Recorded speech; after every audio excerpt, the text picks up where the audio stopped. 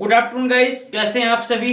मैं अतुल कुमार शर्मा आप सभी का अपने YouTube channel free chemistry by Sharma ji पर हार्दिक स्वागत और अभिनंदन करता हूं। ऐसे सभी स्टूडेंट्स जो पहली बार मेरे चैनल पर विजिट कर रहे हैं, सबसे पहले मेरे चैनल को सब्सक्राइब कर लेंगे, साथ ही साथ बेल आइकन को प्रेस करना ना भूलें, ताकि मेरे द्वारा अपलोड की जाने वाली लेटेस्ट वीडियोज की नोटिफिकेशन आप सभी के लिए सबसे पहले प्राप्त हो सके। स्टूडेंट्स, आज आप सभी के लिए केमिस्ट्री का सैंपल पेपर लेकर के आया हूं।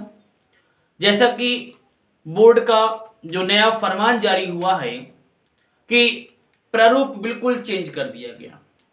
किस तरीके का प्रारूप आएगा उसकी जानकारी अभी किसी को नहीं है, केवल हम आप एक अनुमान लगा सकते हैं। लेकिन फिर भी मैं कुछ चुनिंदा प्रश्नों को लेकर के आपके समक्ष आया हूं। आप सभी को प्रतिदिन मेरे चैनल के माध्यम से 3 बजे, जी हाँ बच्चों, 3 बजे प्रतिदिन आप लोगों को सैंपल पेपर मिला करेगा। और मैं अन्य विषयों के भी जो विषय विशेषज्ञ हैं उनसे फॉर्मेट बना करके, वीडियोज बना करके अपने चैनल पर प्रोवाइड कराऊंगा, अगर आप लोग कमेंट्स करेंगे तो सभी लोग चैनल को सब्सक्राइब कर लेंगे, बेल आइकन को प्रेस करेंगे। और मैं स्टार्ट करता हूं आज का पहला सैंपल पेपर आपके लिए बोर्ड एग्जाम 2021 की दृष्टिकोण से। तो उसमें चूंकि भी निश्चित नहीं है कि ऑब्जेक्टिव आएंगे, अतिलघु उत्तरीय आएंगे, लघु उत्तरीय आएंगे कि दीर्घ उत्तरीय आएंगे, तो जो खंड होंगे मैंने उस खंड में सबको समाहित किया। उसमें ऑब्जेक्टिव प्रश्न भी समाहित किए हैं। उसमें मैंने अतिलघु उत्तरीय, लघु उत्तरीय, दीर्घ उत्तरीय सभी प्रश्नों को समाहित किया। तो सबसे पहले मैं कुछ ऑब्जेक्टिव प्रश्नों की बात कर लूं। थोड़ा वीडियोज की क्वालिटी में थोड़ा डिफरेंस है, क्योंकि धूप है, चमक ज्यादा पड़ रही है, तो मेरी वॉइस को देख करके आप सभी से अनुरोध है 1-2 दिन में ये क्वालिटी भी डेवलप हो जाएगी, तभी आप लोगों को जो लिखा हुआ वो स्पष्ट दिखेगा। अभी आप मेरी वॉइस को देख करके जो लिखा हुआ है उसको समझने का प्रयास करें। सबसे पहले ऑब्जेक्टिव प्रश्नों को मैंने रखा है, ये कुल मिलाकर के 1 2 3 4 5 ऑब्जेक्टिव प्रश्न मैं आपके सामने लेकर के आया हूं। उसके बाद फिर अतिलघु उत्तरीय, फिर लघु उत्तरीय, उसके बाद दीर्घ उत्तरीय। तो सबसे पहले मैं ऑब्जेक्टिव प्रश्न की बात करूंगा। सबसे पहला ऑब्जेक्टिव प्रश्न लिखा हुआ, मैं बता दूं आपके लिए क्या लिखा है। सबसे पहला ऑब्जेक्टिव प्रश्न लिखा हुआ है कि संक्रमण तत्वों में, जी हाँ बच्चों, संक्रमण तत्वों में 4D श्रेणी का तत्व है। संक्रमण तत्वों में 4D श्रेणी का तत्व है। ऑप्शन जो दे रखे ये वो प्रश्न हैं जो एग्जाम के दृष्टिकोण से आपके लिए मिलने वाले। तो संक्रमण तत्वों में 4D श्रेणी का तत्व है।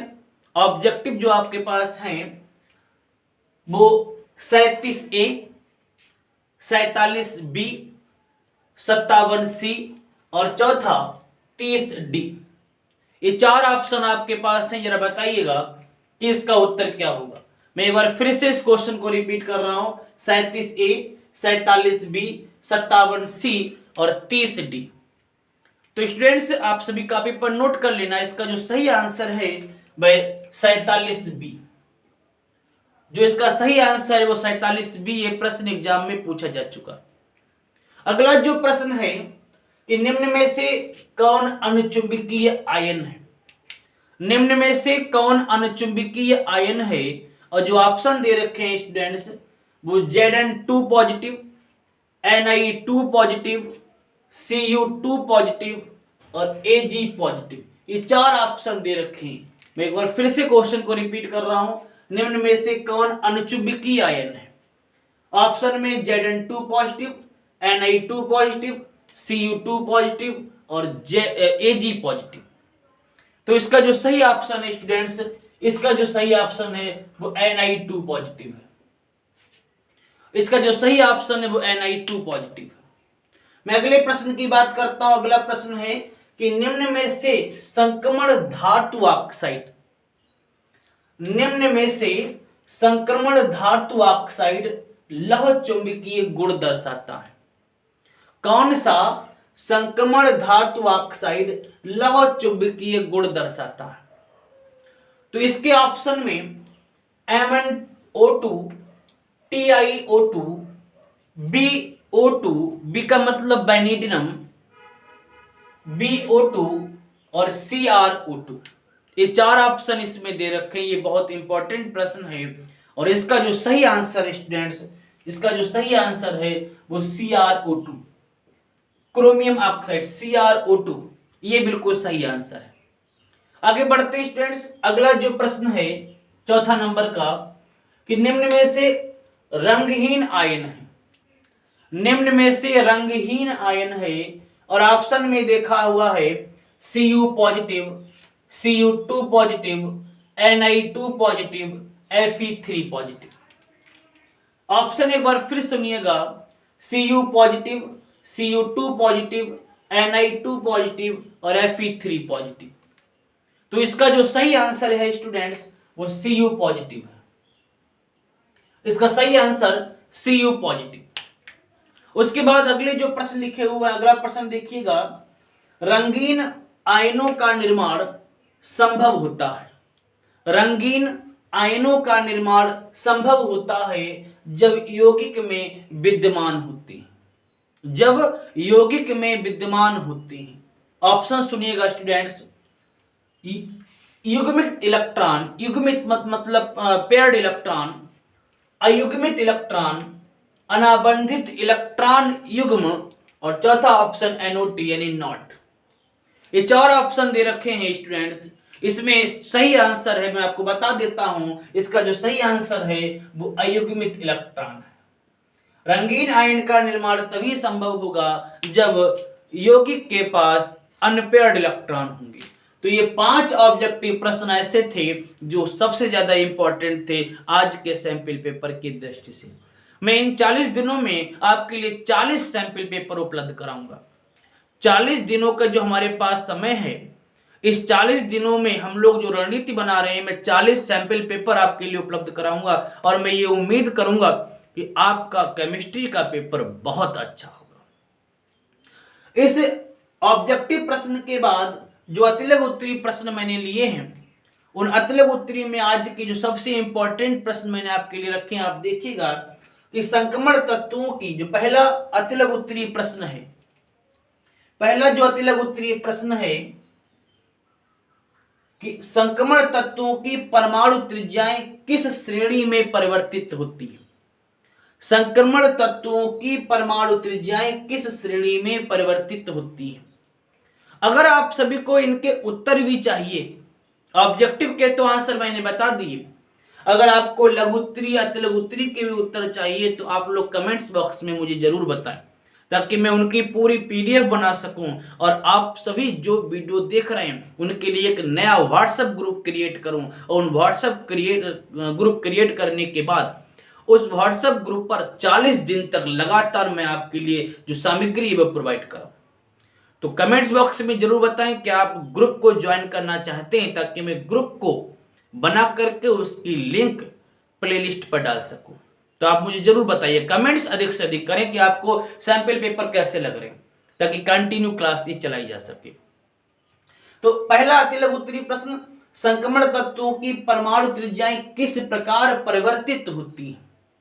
आपको बताना है कि वर्ग में किस प्रकार से परिवर्तन होता है और आवर्त में किस प्रकार से परिवर्तन होता है। उत्तर को लिखने का तरीका बहुत अच्छा होना चाहिए।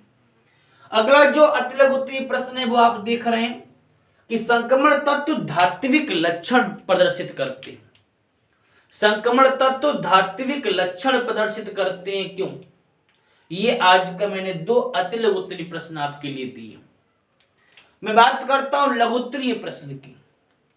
तो लघुत्तरी प्रश्न में मैंने जो पहला आपके लिए प्रश्न दिया है वो प्रश्न है Mn3 पॉजिटिव, मैग्नीज का एक आयन Mn3 पॉजिटिव आयन की अपेक्षा Mn2 पॉजिटिव आयन अधिक स्थायी होते हैं क्यों। कॉपी पर सैंपल पेपर को नोट जरूर करना। Mn3 पॉजिटिव आयन की अपेक्षा Mn2 पॉजिटिव आयन अधिक स्थायी होते हैं क्यों। यानी Mn2 पॉजिटिव आयन ये अधिक स्थायी है किससे, Mn3 पॉजिटिव से। तो यहां तक का सैंपल पेपर एक बार चाहो तो आप स्क्रीनशॉट ले लें, फिर मैं आगे बात करता हूं। दूसरा जो लघुत्तरी प्रश्न मैं आपके लिए लेकर के आया हूं, उस प्रश्न के 3 भाग हैं। उस प्रश्न में कहा है कि निम्न पर टिप्पणी लिखिए। निम्न पर टिप्पणी लिखिए, और टिप्पणी किस पर लिखनी है? नंबर 1, पेप्टीकरण पर। जो सरफेस केमिस्ट्री वाला यूनिट है, पृष्ठ रसायन की यूनिट है, उसमें पेप्टीकरण का जिक्र है। उसमें पेप्टीकरण एक पॉइंट है, एक टॉपिक है, और ये पेप्टीकरण कोलाइड के निर्माण की एक विधि है। तो इस पेप्टीकरण को पूछा है। दूसरा, ब्रेडिंग व आर्क विधि। ब्रेडिंग व आर्क विधि ये भी आपके लिए पृष्ठ रसायन में मिलने वाली है। और तीसरा जो टॉपिक इसमें पूछा है वो लिगेंड है। ये आपके लिए कोऑर्डिनेशन कंपाउंड वाले चैप्टर में मिलने वाली है। तो अगर आप सभी को ये पेपर जो मैं क्वेश्चन करा रहा हूं, सारे क्वेश्चन इंपॉर्टेंट है, कॉपी पर नोट करिए। और जिस प्रश्न का भी उत्तर आपको ना पता हो तो आप कमेंट सेक्शन में मुझे जरूर बताएं, नहीं तो मेरे पर्सनल व्हाट्सएप नंबर पर मुझे मैसेज करके मुझसे प्राप्त कर सकते हैं। मेरा व्हाट्सएप नंबर आप नोट कर लीजिए, 9368623512। एक बार फिर मैं बोल देता हूं, 9368623512। तो आप मुझे जैसे ही मैसेज करेंगे, कॉल नहीं करनी है, कॉल किसी को नहीं करनी है, आप मुझे मैसेज करेंगे, मैं आपके लिए पीडीएफ अवेलेबल करा दूंगा। उसके बाद बढ़ते हैं दीर्घ उत्तरीय प्रश्न पर। तो जो दीर्घ उत्तरीय प्रश्न में मैं आपके लिए जो प्रश्न लेकर के आया हूं, आप देखिएगा। जो पहला प्रश्न है वह प्रश्न है कोलाइड क्या है। ये भी सरफेस केमिस्ट्री का जो क्वेश्चन है, बहुत ज्यादा इंपॉर्टेंट मैं आपके लिए क्वेश्चन आज करा रहा हूं। कोलाइड क्या है? कोलाइड के निर्माण की परिक्षेपण विधि। स्टूडेंट्स, कोलाइड के निर्माण की दो विधियां होती हैं। एक विधि परिक्षेपण विधि कहलाती है और दूसरी विधि को संघनन विधि भी कहा जाता है। दो विधियां हैं, परिक्षेपण विधि और संघनन विधि। और इसमें कहा है कोलाइड क्या है? कोलाइड के निर्माण की परिक्षेपण विधि का सचित्र वर्णन कीजिए। परिक्षेपण में भी कई विधियां आती हैं, आप जो चाहे सो विधि यहां पर लिख सकते हैं। सचित्र वर्णन करते हुए शोधन की एक विधि दीजिए, शोधन की प्रक्रिया भी बतानी है। शोधन की प्रक्रिया, आपको शोधन की भी कई विधियां हैं, जैसे अपोहन है, अति सूक्ष्म फिल्टरन है। तो ऐसी कई विधियां हैं जिसकी सहायता से मैं कोलाइड का शोधन करूंगा। तो ये पूरा प्रश्न आपके लिए मिलने वाला है। अब चूंकि नए प्रारूप में जो अभी तक क्या था, ये 5 नंबर का लॉन्ग हुआ करता था, अब जो कि संख्या कम कर दी है क्वेश्चंस की, तो ये जो लॉन्ग हैं आपके, ये ज्यादा नंबर के आएंगे। तो बहुत बेहतरीन तैयारी कीजिए। और आज का जो लास्ट लॉन्ग मैं आपके लिए बताने जा रहा हूं, देखिएगा, क्रिस्टल फील्ड थ्योरी। जी हाँ स्टूडेंट, सीएफटी की बात की गई। सीएफटी, क्रिस्टल फील्ड थ्योरी, सिद्धांत को समझाना है और चतुष्फलकीय संरचना के लिए इस सिद्धांत को स्पष्ट करना। चतुष्फलकीय, दो प्रकार की स्ट्रक्चर्स के लिए सीएफटी कराई जाती है, एक चतुष्फलकीय और दूसरा अष्टफलकीय। तो आपके लिए चतुष्फलकीय स्ट्रक्चर के लिए सीएफटी को पढ़ना है। तो अगर ये दोनों लॉन्ग सबके क्लियर हो तो कमेंट्स बॉक्स में यस जरूर लिखेंगे। और अगर इनमें किसी प्रकार की कोई समस्या, तो मैंने आपको बोला कि आप मुझे मेरे नंबर पर मुझे व्हाट्सएप करेंगे, व्हाट्सएप पर मैसेज करेंगे। मैसेज करते ही मैं आपके लिए कुछ ही देर में पूरी पीडीएफ उपलब्ध करा दूंगा। तो आज के सैंपल पेपर में इतना ही। जरा मुझे कमेंट करके अवश्य बताना कि आपको इस सैंपल पेपर में से कितना आता। अगर आप ये सैंपल पेपर पूरा कर सकते हैं तो बच्चों, अगर हम लोग लगातार 40 दिन तक की रणनीति बनाए, 40 दिन में लगातार सैंपल पेपर करते रहे, तो 40 सैंपल पेपर जब हम लोग कर चुके होंगे तो किसी की हिम्मत नहीं जो हमारे नंबर काट पाए। कितना भी टफ पेपर आ जाए, लेकिन हम लोग आसानी से पेपर को कर सकते हैं। तो आज के सैंपल पेपर में इतना ही। मैं जल्द ही कल 3 बजे आपके लिए फिर एक सैंपल पेपर उपलब्ध कराऊंगा। Thanks for watching this video. Goodbye, take care.